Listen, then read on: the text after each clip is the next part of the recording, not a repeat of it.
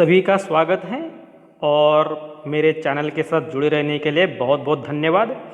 आज हम पढ़ने जा रहे हैं पर्यावरण का तीसरा हिस्सा। यह अध्याय पहला है और इस अध्याय में हम पढ़ने जा रहे हैं मानवीय पर्यावरण, पर्यावरणीय क्षरण के कारण वस्तु विनिमय पद्धति, और इस अध्याय का हम पुनरावलोकन भी करेंगे।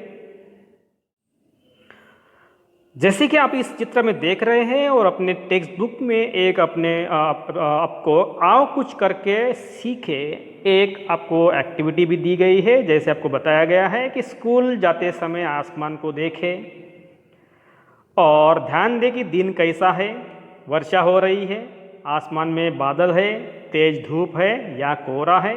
इससे आपको पता चलता है कि आपके यहाँ मौसम कैसा है।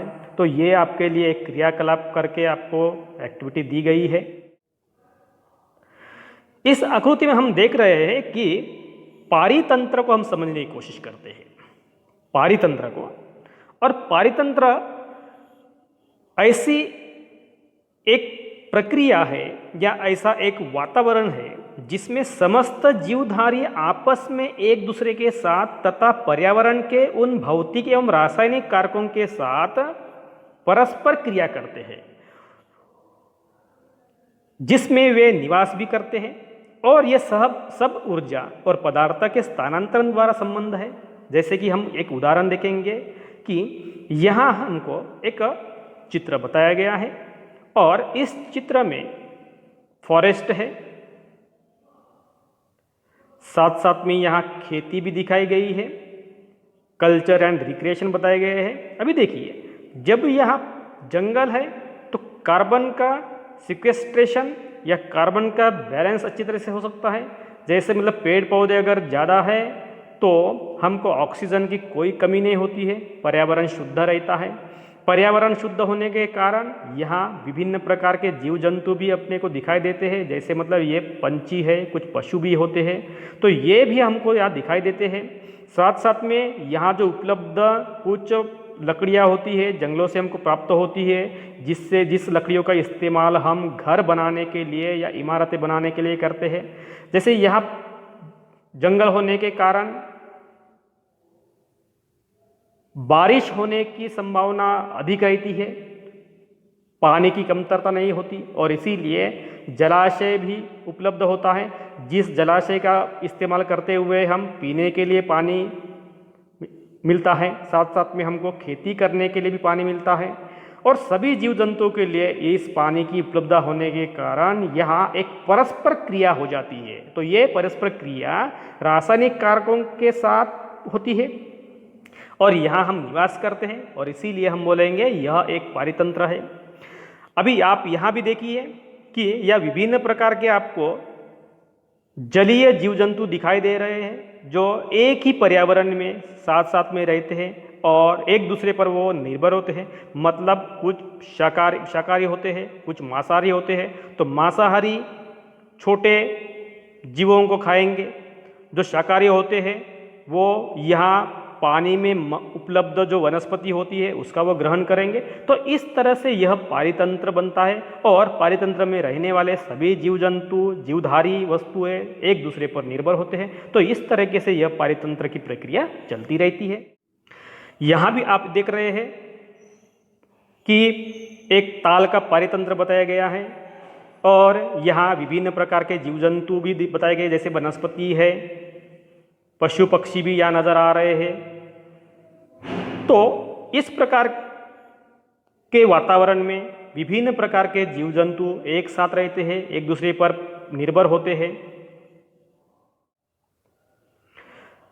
अगला मुद्दा है कि हम हर साल वर्ल्ड एनवायरनमेंट डे मनाते हैं और यह प्रत्येक वर्ष 5 जून को मनाते हैं और यह दुनिया भर में मनाया जाता है। और यह मनाने के पीछे भी कुछ कारण होते हैं, जैसे कि और ये जो इसकी जो शुरुआत हो गई है ये 1974 से शुरुआत हो गई है और यह लगभग 100 से भी ऊपर ज़्यादा के देशों में, 100 से भी ज़्यादा देशों में ये मनाया जाता है। और यहाँ people's day to do something to take care of earth लोगों को कुछ करना है पृथ्वी की देखभाल करने के लिए, एंड द एनवायरनमेंट, पर्यावरण की सुरक्षा करने के लिए। और यही एक अच्छा दिन है कि जहां हम कुछ नियम बनाते हैं कि जिससे हम एनवायरनमेंट की रक्षा कर सकेंगे, और इस तरह से हम विभिन्न प्रकार के हमारे ऑब्जेक्टिव होते हैं, थीम्स होते हैं, तो ये भी हम यहाँ डिसाइड कर लेते हैं। तो इस तरह से हम 5 जून को हर साल वैश्विक पर्यावरण दिवस मनाते हैं। आगे देखते हैं हम मानवीय पर्यावरण। जैसे कि हमने मानवीय पर्यावरण की बात कर चुके हैं, तो ये मानवीय पर्यावरण की कुछ आकृतियों में दिखाए गए हैं। जैसे कि मतलब यह यहाँ एक घनी बस्ती दिखाई गई है। ये इंसान द्वारा बनाए गए खेती के लिए भूमि का उपयोग किया जा रहा है। ठीक है, तो साथ साथ में हम पर्यावरण के अलावा हम पृथ्वी के ऊपर भी कुछ अंतराल में, स्पेस में भी जाने की कोशिश की है। लेकिन क्या हो गया है कि जैसे ही हम मानवीय पर्यावरण होने के नाते साथ साथ में हम पर्यावरण को धोखा भी पहुंचा रहे हैं। हम पेड़ को काट रहे हैं, भूमि से हम खनिज संपत्ति भी इकट्ठा कर रहे हैं, और जो उपलब्ध जलाशय है उस जलाशय में हम प्रगति के नाम पर बहुत सारा गंदगी फैला रहे हैं, जिससे हमारे ही स्वास्थ्य को खतरा हो रहा है। तो इस तरह से जब परिस्थिति निर्माण हो जाती है तो केवल बंजरी धरती बनी रहेगी। तो इस तरह से नज़ारा अपने को दिखाई देता है। तो ये मानवीय पर्यावरण, जब मानव इस पर्यावरण में, प्राकृतिक पर्यावरण में हस्तक्षेप करना शुरू कर देता है, तो इस तरह की परिस्थिति भी निर्माण हो सकती है। तो ये मानवीय पर्यावरण कैसा होता है, देखिए सबसे पहले बात करते हैं।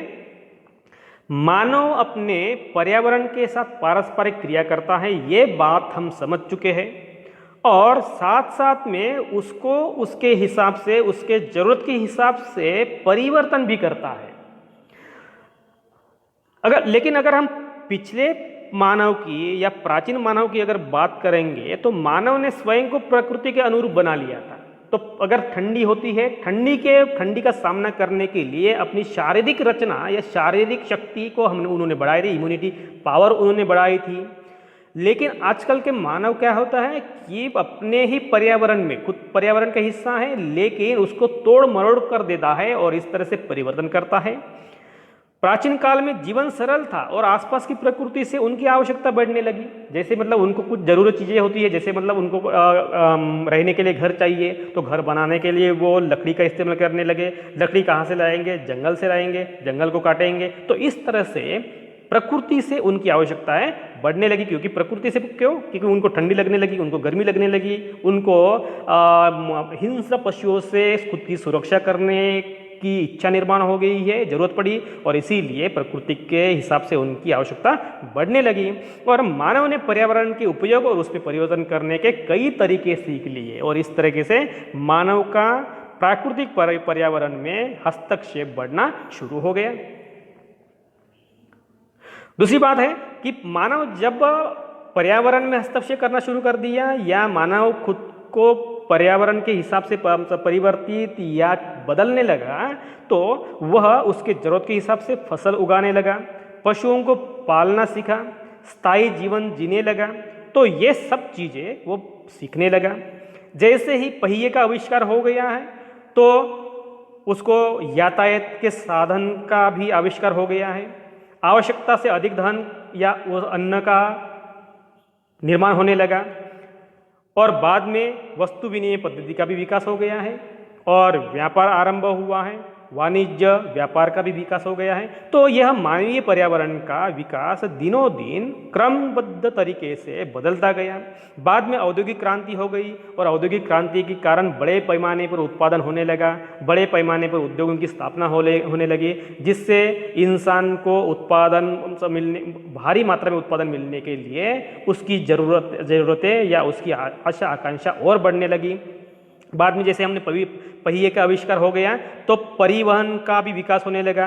परिवहन तेज गति से प्रारंभ हुआ और इसीलिए लोगों की हलचल एक जगह से दूसरे जगह, जैसे मतलब कुछ धर्म प्रसार करने के लिए, रोजगार तलाशने के लिए या अन्य कुछ चीज़ों के लिए इंसान, व्यक्ति या समूह एक जगह से दूसरे जगह जाने लगा। और आज तो हम बात करते हैं सूचना क्रांति का बोलबाला चल रहा है पूरे विश्व में। यह सूचना क्रांति एक इंसान, एक सभी व्यक्ति का एक अविभाज्य हिस्सा बन गया है, जिससे संचार सहज हो गया है और गतिशील हो गया है। और आजकल हम कोई भी संदेश आसानी से तुरंत भेज सकते हैं, या कोई भी चीज़ या कोई भी घटना का ब्यौरा या वर्णन हम या आंखों देखा हाल किसी भी दुनिया से, किसी भी दुनिया का देख सकते हैं। तो ये हो गए हैं मानवीय पर्यावरण में परिवर्तन।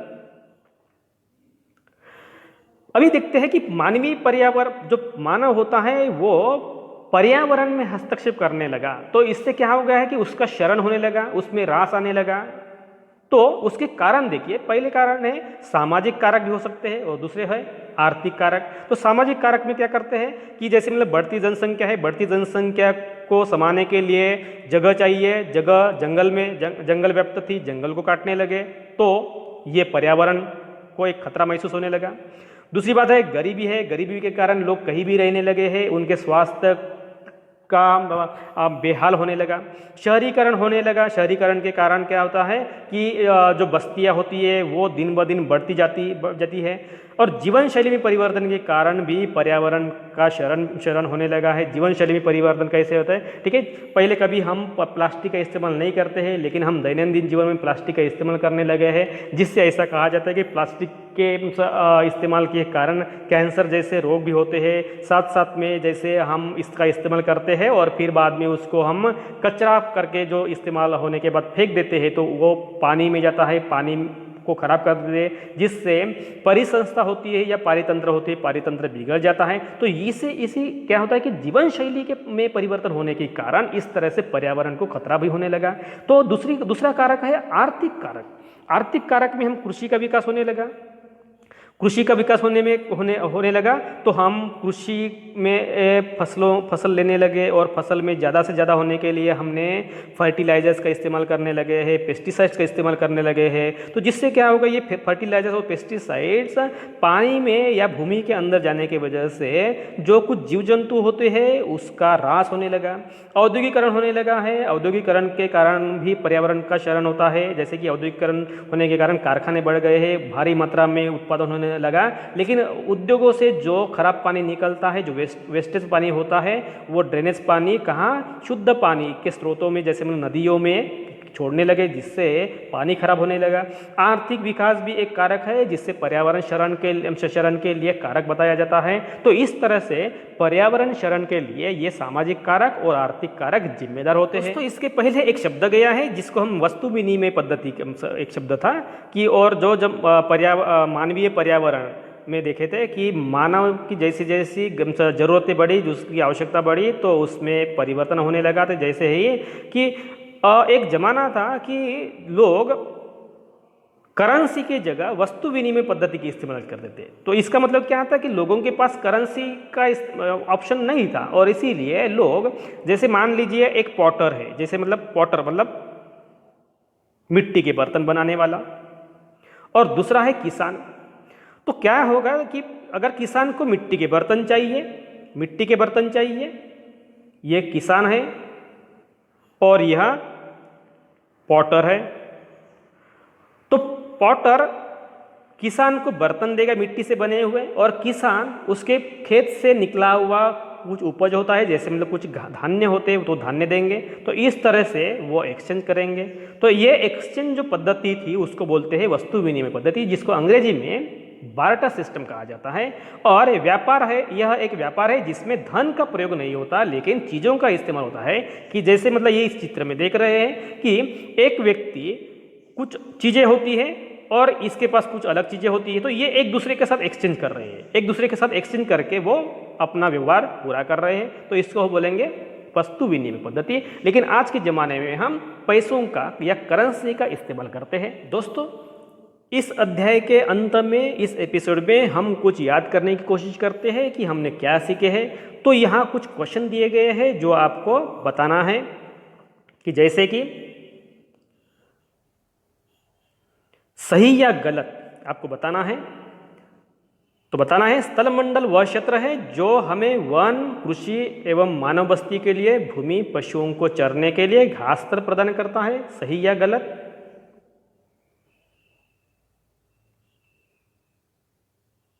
यह सही आंसर है। दूसरा है भूमि, जल, वायु, पेड़ पौधे एवं जीव जंतु मिलकर प्राकृतिक पर्यावरण बनाते हैं। सही है। पर्यावरण शब्द की उत्पत्ति लैटिन शब्द से हुई है। गलत है। तो यह फ्रेंच शब्द से हो गई है, फ्रेंच शब्द से। चौथा है पृथ्वी का गुरुत्वाकर्षण बल अपने चारों ओर के जलमंडल को आगे थामे रखता है। गलत है। यहां चाहिए स्थलमंडल। पांचवा है जीवधारियों का आपसी एवं अपने आसपास के पर्यावरण के बीच का संबंध ही परितंत्र का निर्माण करता है। सही है। दूसरा क्वेश्चन है आपके लिए रिक्त स्थानों की पूर्ति करने आपको यहां, जैसे कि प्रारंभिक मानव ने स्वयं को रिक्त स्थान के अनुरूप बना लिया है, प्रकृति के अनुरूप बना लिया है। प्राकृतिक पर्यावरण में पृथ्वी पर पाए जाने वाले जीवीय एवं रिक्त स्थान दोनों परिस्थितियां सम्मिलित है। जवाब है अजीवीय, जीवीय और अजीवीय। किसी भी जीवित प्राणी के चारों ओर पाए जाने वाले लोग, स्थान, वस्तुएं एवं प्रकृति को हम बोलते हैं पर्यावरण। पृथ्वी की ठोस परपटी या कठोर ऊपरी परत को हम कहते हैं स्थलमंडल। खनिज संपदा का भी एक स्रोत होता है स्थलमंडल। और याद करते हैं थोड़ा, रिक्त स्थानों की पूर्ति करें। पादप एवं जीव जंतु मिलकर सजीव संसार का निर्माण करते हैं। जैवमंडल सजीव संसार का। पृथ्वी का वह संकीर्ण क्षेत्र है जहां स्थल, जल एवं वायु मिलकर जीवन को संभव बनाते हैं, वह है जैवमंडल। सभी पेड़ पौधे, जीव जंतु एवं मानव अपने आसपास के पर आश्रित होते हैं, पर्यावरण पर आश्रित होते हैं। यह वस्तुओं की अदला बदली का व्यापार है जिसमें धन का प्रयोग नहीं होता है, वस्तु विनिमय पद्धति। और पांचवा है क्रांति से पूरे विश्व में संचार सहज और द्रुत हो गया है, सूचना क्रांति से। तो दोस्तों हम इस तरह से इस लेसन को देख चुके हैं और उम्मीद करता हूँ यह लेसन आपको समझ चुका है। अगर आप यह वीडियो पूरा देख रहे हैं तो अगर आपको समझ में आता है तो लाइक ज़रूर करें और सब्सक्राइबर नहीं है तो सब्सक्राइब ज़रूर करें।